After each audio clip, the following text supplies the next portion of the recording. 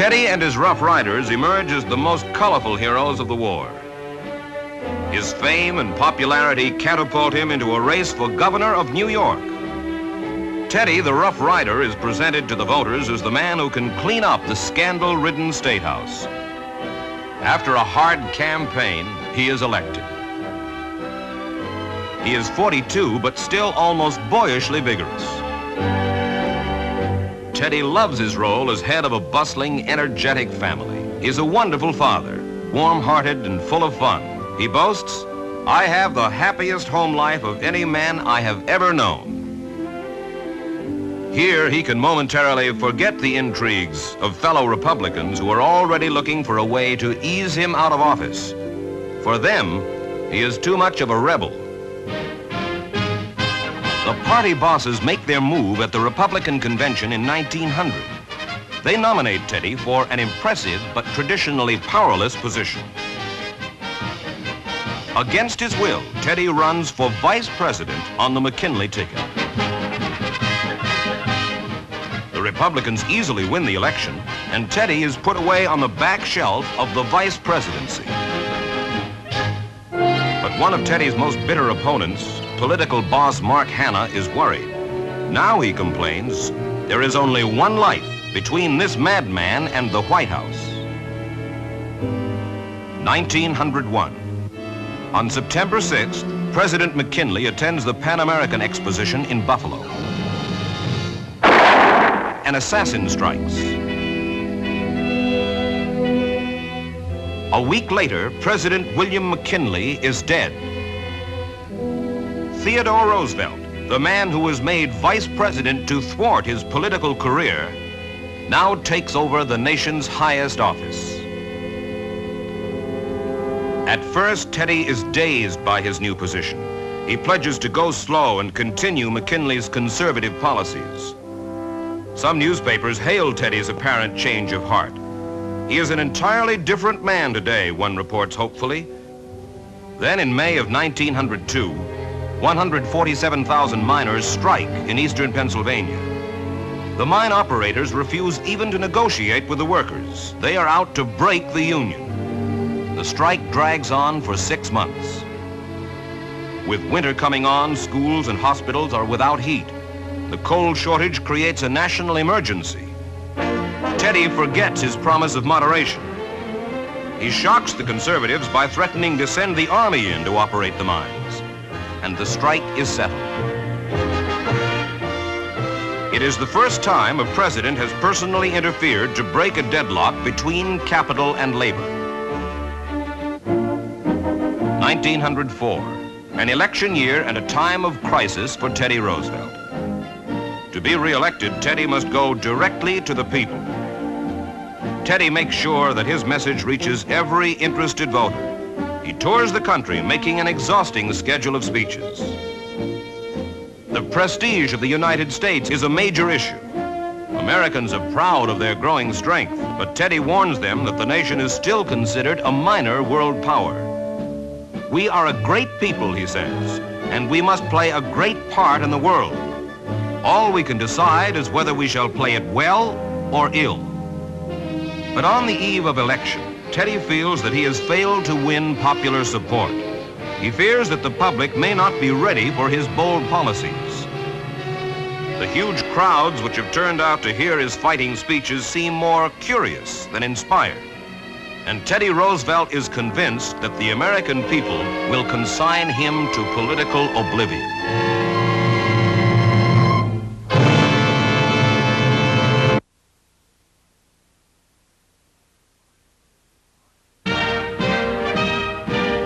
Washington, D.C., 1905.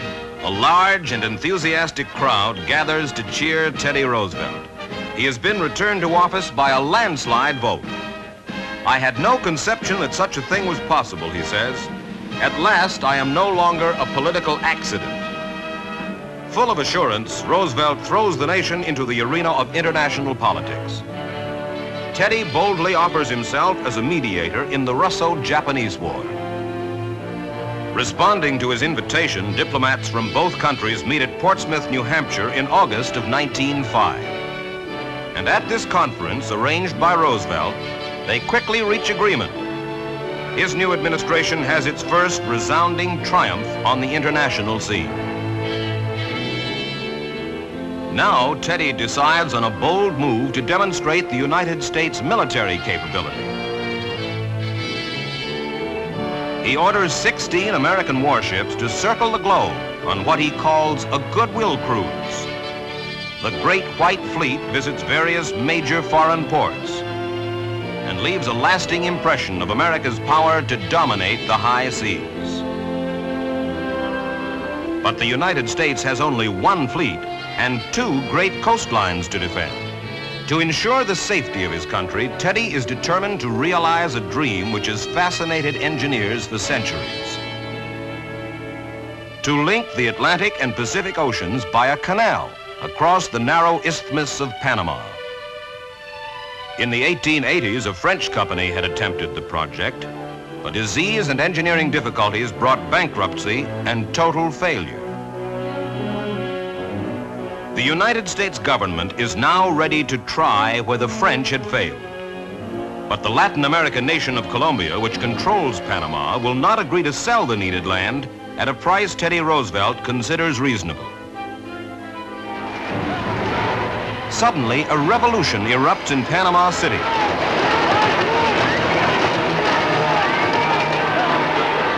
As the fighting rages, American warships appear off the coast of Panama, and they leave only after the Colombian government has been overthrown. Within 10 days, Teddy has purchased from the new Colombian government a 6-mile wide strip of land bridging the Isthmus of Panama. Teddy admits that he has used unusual tactics to get the canal underway. If I'd followed conventional methods, he explains, Congress would still be debating. Now, while the debate goes on, the canal does also.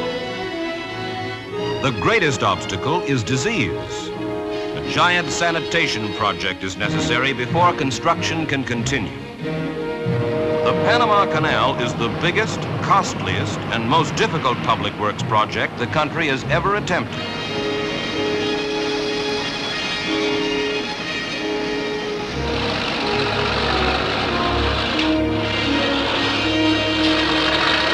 But finally, success. The mariner's map of the world is drastically altered. New York is brought 8,000 sea miles closer to San Francisco.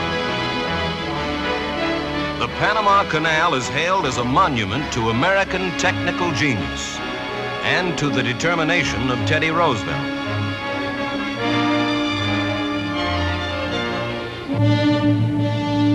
In Washington, Teddy continues to carry on his unrelenting battle against the trusts. Monopolies in railroads, steel, sugar, and other basic industries have gained colossal economic power, and they are all but free of regulation.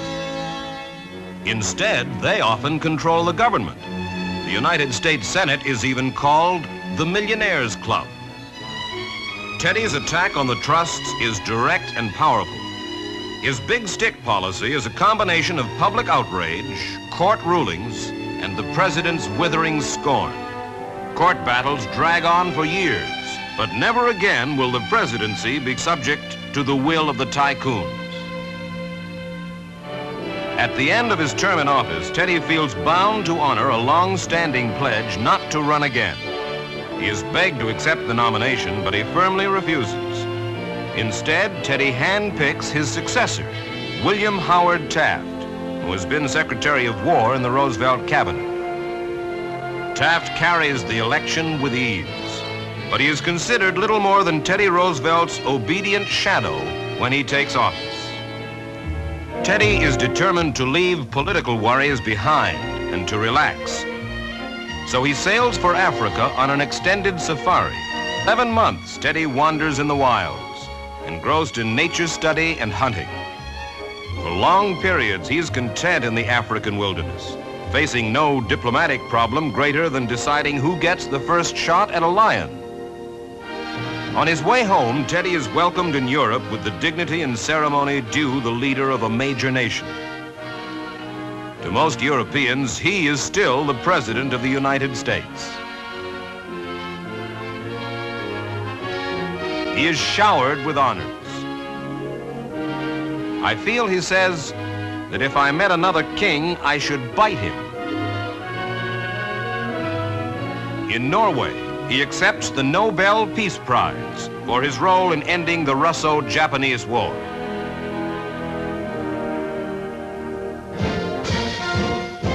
June 10th, 1910, Teddy arrives in New York City. His friends and admirers welcome him home with noisy enthusiasm, but Taft is conspicuously absent. For a time, Teddy rests in seclusion at home at Sagamore Hill, but inevitably he is drawn back into politics. Taft's enemies come to him from all over the nation. Daily, he hears reports that Taft is becoming a conservative president, that he is not carrying on the Roosevelt tradition. Touring the country, Teddy accuses Taft of being a weak president, of being soft on big business.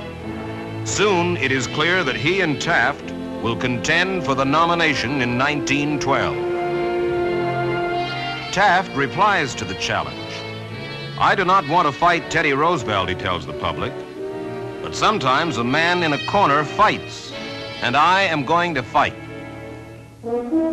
The 1912 Republican Convention brings the showdown. After a bitter struggle, Taft wins the nomination and the support of conservative Republicans. Teddy walks out, taking the liberal faction with him. In the heat of anger and disappointment, he makes a fateful decision. He will run in the election as an independent. "I am as fit as a bull moose," Teddy says early in the campaign, and the bull moose becomes the symbol of his renegade party. Teddy accuses Taft of giving up national sovereignty and of going to any lengths to prevent conflict with other nations. Taft feels he is being accused simply of not being Teddy Roosevelt. And in the end, the only man who benefits by the contest is the Democratic candidate, Woodrow Wilson. The Bull Moose Party is disbanded. Teddy Roosevelt turns back to his private life, tired and embittered by failure. He has always drawn strength from living close to nature, and now he again becomes engrossed in the study of wildlife and conservation. On field trips, he is happy to be left to himself. Despite his political setbacks, Teddy remains a popular hero. He's a leader in the Boy Scout movement and an avid outdoorsman. He delights the public with his enthusiasm for exercise and good hard work. More than any other statesman of his time, he is admired by the average American citizen.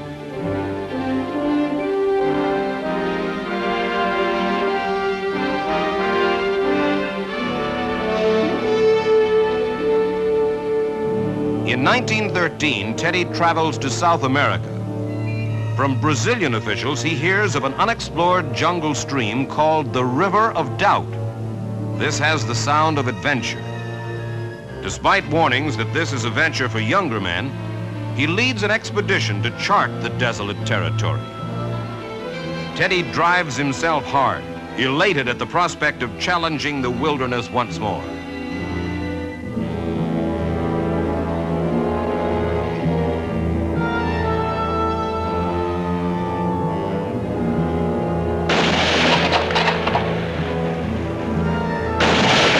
But he emerges from the jungle exhausted and with a seriously injured leg. "I had to go," he sadly explains. "It was my last chance to be a boy." 1916, war is raging in Europe. The nation is caught up in a violent controversy. Should the United States aid England or remain neutral as long as possible? President Wilson, re-elected by a slim margin, pleads for the American people to remain impartial. Teddy Roosevelt dives into the controversy. He's convinced that Wilson is making a tragic error. The events soon prove him right. Finally, on April 6, 1917, Wilson has no choice. He signs America's declaration of war. It has come at last. For a year, Teddy has been hammering at American unpreparedness. Now, finally, he can do something. He goes to Wilson and asks for a combat assignment in France. But the president's answer is firm. He will not allow Teddy Roosevelt to fight. Teddy is humiliated and furious. He is convinced that Wilson has turned him down for political reasons.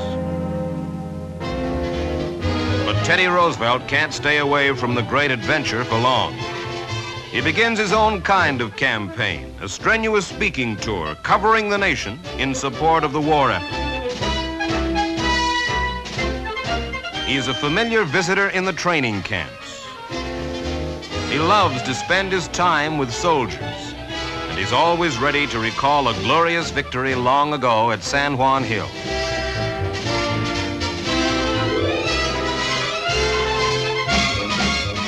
He's deeply proud that his 4 sons are fighting in France.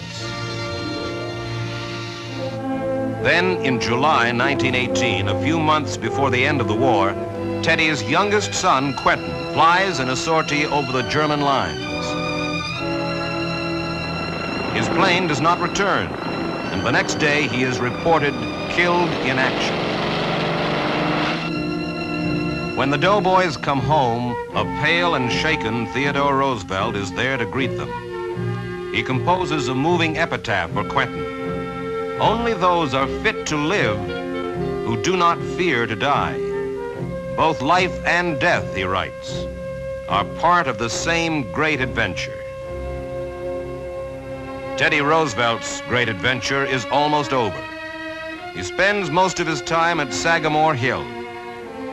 Now the old energy and exuberance are gone. Shortly before the end, he says to his wife, "I wonder if you will ever know how much I love Sagamore Hill." And then, in the early morning of January 6, 1919, Theodore Roosevelt dies in his sleep. Theodore Roosevelt's death brings worldwide expressions of grief. But perhaps his finest epitaph was spoken by a distant relative, Franklin Delano Roosevelt. We know, and the nation knows. Yes, the world knows that Theodore Roosevelt was a great patriot and a great soul.